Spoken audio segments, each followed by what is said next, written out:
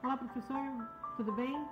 Eu sou a acadêmica Laís Ratier e vou falar sobre o autor dessa obra maravilhosa, que é Vigiar e Punir, de Michel Foucault. Michel Foucault nasceu em 1926 e veio a falecer em 1984, vítima de AIDS e suas consequências. Foucault foi contemporâneo e ficou conhecido pelas suas obras no sistema prisional. Foi ativista, crítico e desenvolveu muitas das suas campanhas. Uma delas foi contra o racismo, pela reforma também prisional tradicional. Se apaixonou pelas ciências humanas e Foucault também ele atuou também como psicólogo nos Estados Unidos, na Suécia e na Suíça. Foucault ele teve várias referências nos jornais e nos livros, publicou diversos livros e a sua principal foi justamente essa de Vigiar e Punir, de 1975. Foucault, em Vigiar e Punir, ele vai dizer, né, o abandono e a estratégia da punição, e ele demonstra quais as técnicas, né, para que imperceptível na sociedade do século XVII, XVIII e XIX. E nessa visão cronológica em relação aos castigos, né, dessa obra maravilhosa.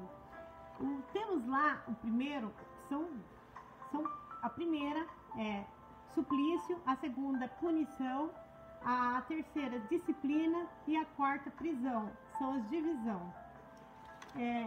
O suplício é uma utilização do corpo que entende o suplício, estilo penal muito diferente. O corporal dolosa baseia-se na proporcionalidade da quantidade do sofrimento que o sujeito suporta à realidade do crime e que cometeu, sendo espetáculo ao público e violento. Em 1757 ocorreu esse suplício.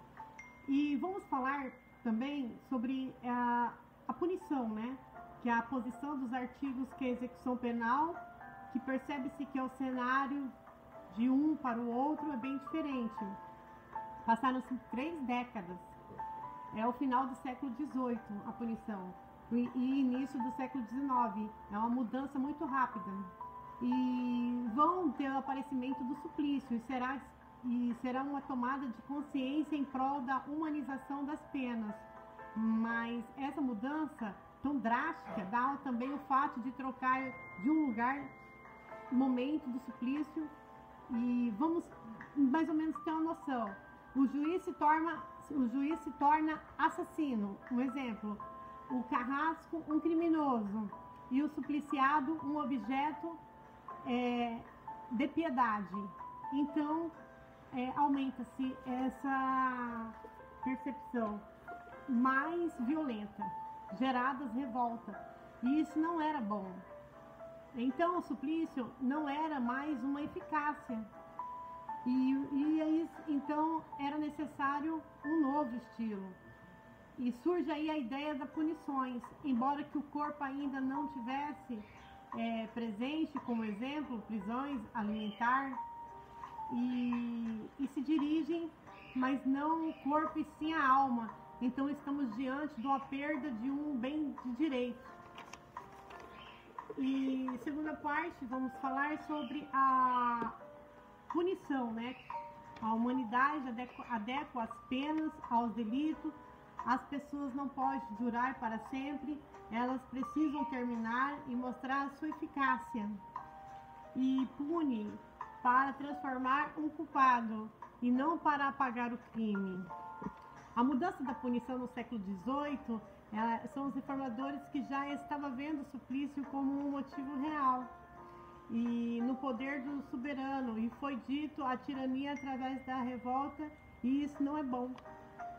E aqui a população surge mais a necessidade de respeitar o condenado e a sua humanidade.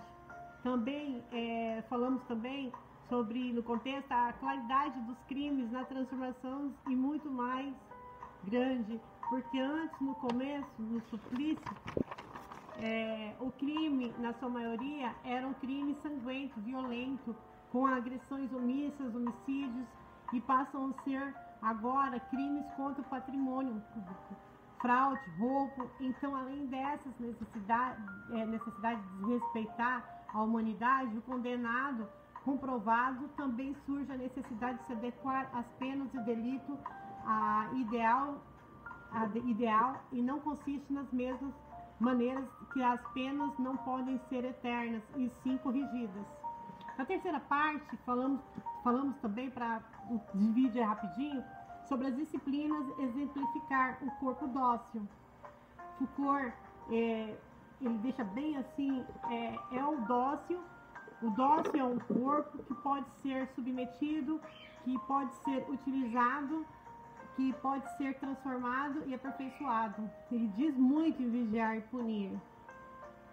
Tem uma figura lá no livro que mostra lá que os corpos mutilados, de cabeça para baixo, uma maneira muito sanguenta, muito cruel. É o alvo depois fala todo o indivíduo, para o poder da fábrica dos corpos dóceis. Corpos dóceis se tornam alvo do poder.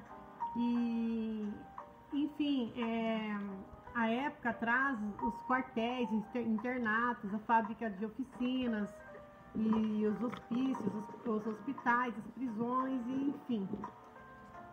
E, segundo o autor, a sociedade faz o uso abusivo do poder através das instituições escolares das prisões. Por exemplo, eram moderna e é definido através da disciplina, e a época moderna era definido através da disciplina e não nada mais do que o medo, o meio de dominar e ter como objeto domesticar o comportamento humano.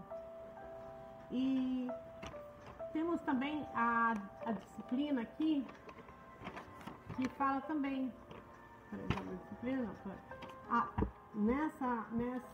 falando da prisão. Prisão, o Foucault explora um pouco mais no termo da prisão como um ponto de todas as técnicas de disciplina. São aplicadas a sua máxima intensidade. A prisão se aprofunda-se na forma simples da privação da liberdade, porque a privação da liberdade é uma sociedade que praticamente a liberdade pertence a todos. E da mesma maneira, basicamente, não teria o mesmo preço para todos. Então a prisão seria o tipo de punição mais qualitária, igual. E na mesma, assim, a prisão desde que surgiu vem falhando a reinserir ou a ressocializar o condenado na nossa sociedade, porque esse é o tipo de prisão. A chance de sair da prisão é a chance de voltar mais mais ou menos assim. A chance de sair e a chance de retornar é maior. A prisão é utilizada nos dias atuais como os principais meios de punição. Nós temos a alternativa para não se utilizar, mas em 1836 temos lá um texto anônimo publicado pelo autor em Vigiar e Punir, fala sobre o posicionamento das estratégias que foi usada na batalha, que hoje não cessou a toda a sociedade, a punição melhor e mais eficaz. Foucault, ele conhece que todos os inconvenientes da prisão, e sabe que é perigosa, mas quanto não é inútil. E temos lá o suplício, que é público, violento e caótico, no teatro da praça pública, refletir a violência do delito no corpo do condenado, admiração e simpatias dos tumultos, e o estado, ordem e generalização. E fechando aqui o vídeo, que são várias partes, temos também, só para não deixar vago, que faz parte também da obra, o panótipos. Panótipos é um modelo, efeito mais importante visto, é uma torre, panótipo. Esse panótipo é ideal para as prisões. esse panótipo é um sistema que é possível ser visto, né? E no caso assim, a prisão é o ideal. Existe uma torre e no meio dessa torre existe um pátio central.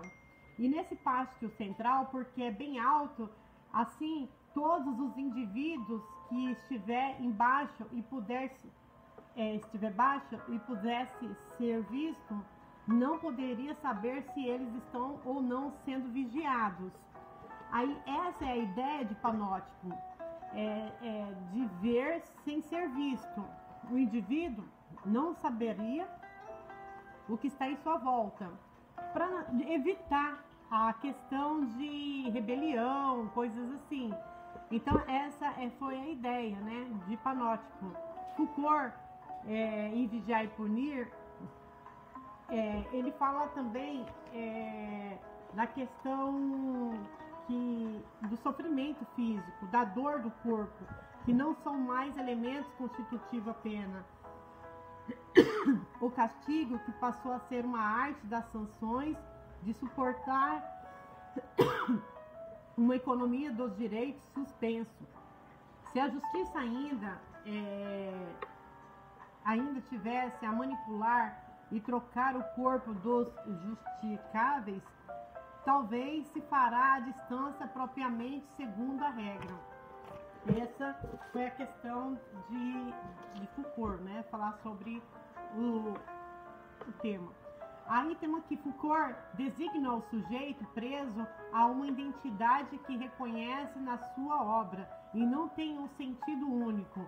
Na questão de poder, já é outro tema, não existe poder, mas sim uma relação de poder. E através de seus mecanismos atua disciplina e controlando o indivíduo. E a obra de Foucault apresenta em suma atual e grande influência na constituição do dispositivo legal brasileiro no século XXI. E é esse aí, professor, a obra de Foucault.